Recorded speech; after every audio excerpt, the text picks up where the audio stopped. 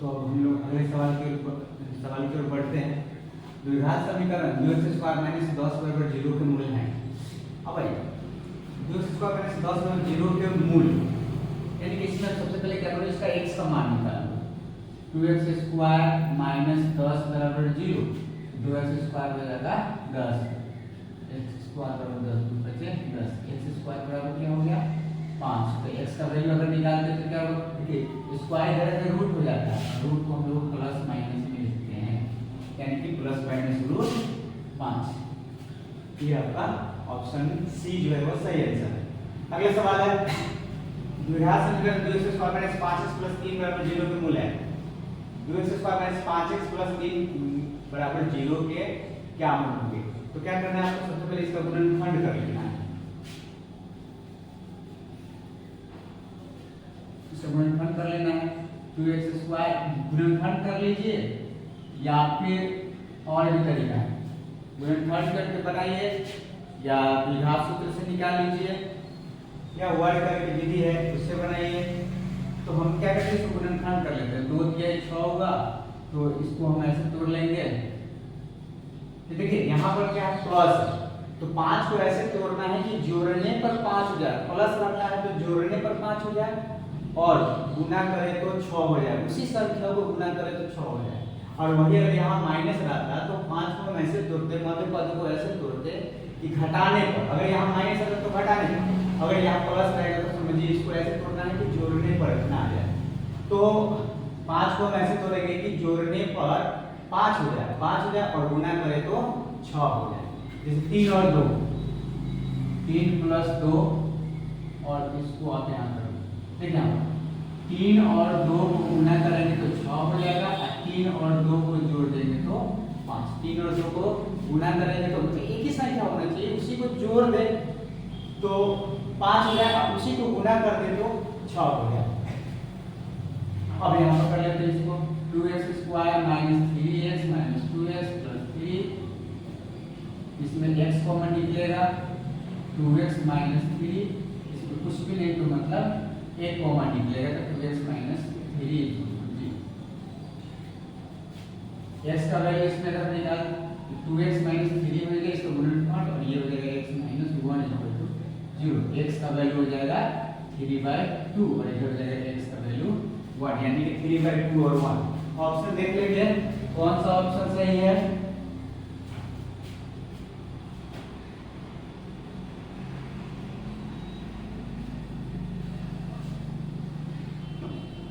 तो 3/2 और 1 और +1, 3/2 और +1, यानी कि ऑप्शन ए यही सही।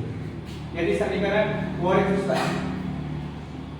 + bx + 6 बराबर 0 का एक मूल 2 है, तो b का मान क्या होगा? चलिए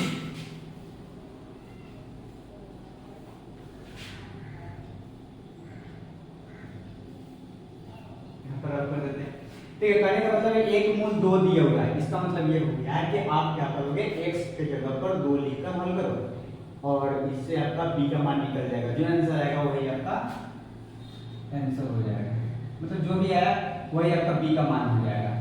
तो 4 2 का स्क्वायर कर दो प्लस b × 2, देखिए जहाँ जहाँ x है वहाँ वहाँ आपको 2 लिखना है, इसका मतलब ये होगा कि x का वैल्यू 2 दिया होगा, एक मूल दिया हुआ। ठीक है, हम लोग जो निकालते हैं मूल वो क्या होता है, x का वैल्यू होता है।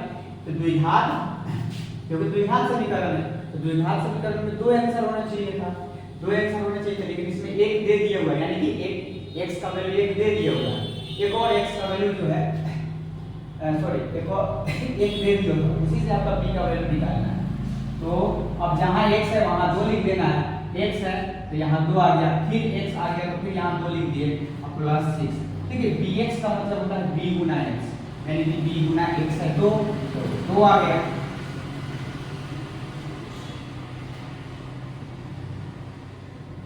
16 2b 6 बराबर 0, यानी कि 2b बराबर हो जाएगा 16 6 22 -22, अब काट दीजिए, -11, b का वैल्यू हो गया -11। ठीक है, तो ऑप्शन बी है -11। चलिए अगला सवाल है, बिंदु 2 3 5 6 को मिलाने पर x अक्ष किस अनुपात में विभाजित करती है? चलिए सवाल समझ लेंगे हम लोग। देखिए मान लीजिए कि ये बिंदु है आपका ए और बी। ए का निशान हो गया -2 3 और बी हो गया 5 6 और एक यहाँ पर कोई बिंदु है पी, नहीं पता है कितने का अनुपात में, लेकिन ये बिंदु जो है एक्स अक्ष पर आ गया। ये जो लाइन इधर खींचा गया मान लीजिए ऐसे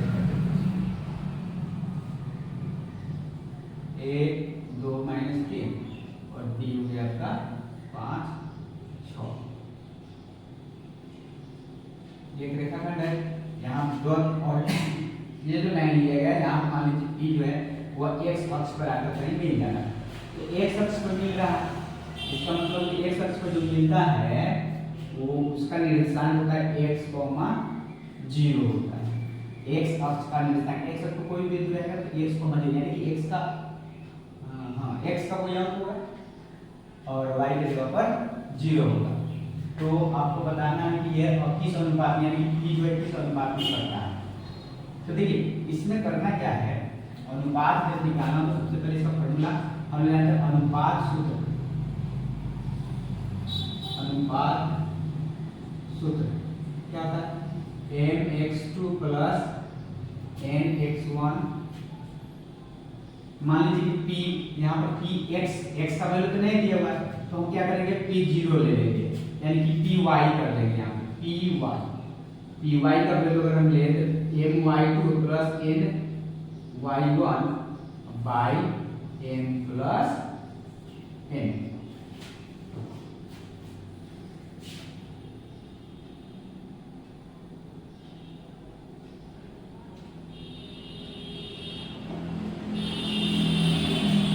py का मान वैल्यू हो गया आपका 0, my तो m तो हमको पता नहीं m क्या हो, यही अनुपात आपको निकालना है, इसमें से कौन सा अनुपात जो है आपको ये आएगा। तो m का पता नहीं तो m को छोड़ देते हैं, और y2 आपका ये हो गया 6 प्लस ये a वाला जो हो गया ये x1 y1 और ये जो होगा आपका x2 y2 हो गया, ठीक है।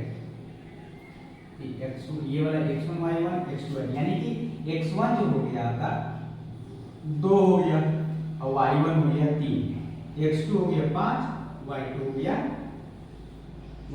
6, y2 6 और प्लस n भी नहीं पता है, और y1 कितना है -3 बटा n प्लस। अब देखिए ये n प्लस n भाग में, अब भाग इधर आके गुना हो जाता है,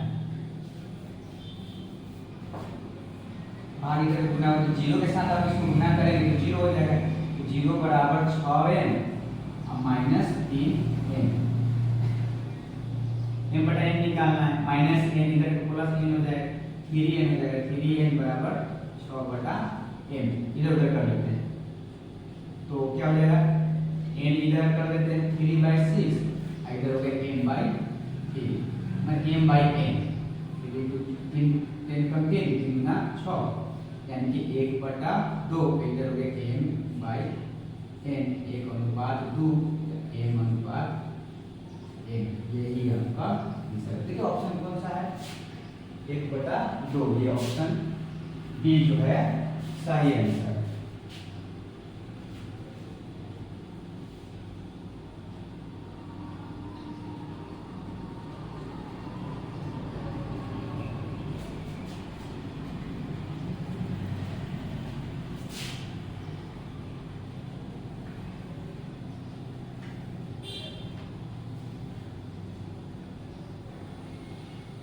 अगला सवाल 12 बिंदु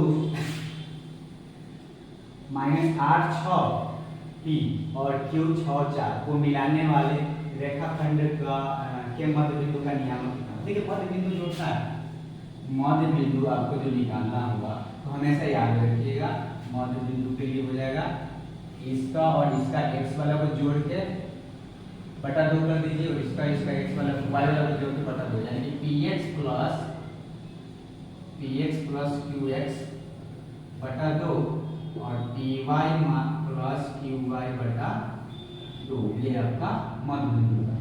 तो -8 y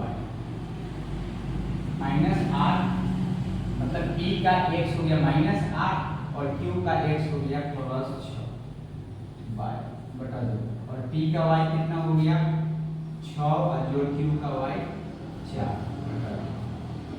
8 में छोड़े -2 बटा 2 और 10 बटा 2।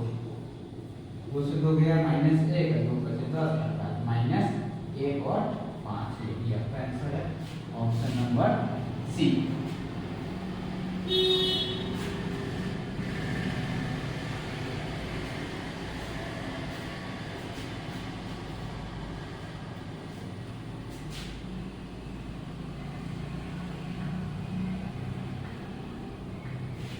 चलिए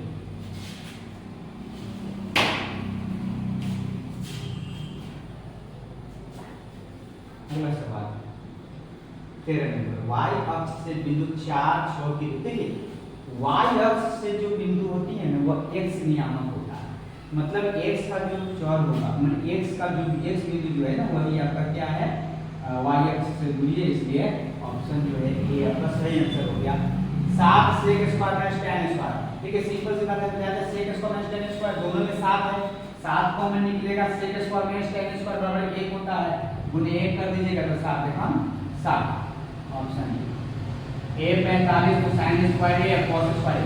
ठीक है हम लोग जानते हैं sin square theta plus cos square theta बराबर 1 होता है। ठीक है थीटा के जगह पर कोई भी अंक हो सकता है लेकिन दोनों सेम होना चाहिए। अगर यहाँ 45 लिखे तो यहाँ भी अगर यहाँ 45 है तो यहाँ भी 45 यानी कि sin square 45 plus cos square 45 1 होता है।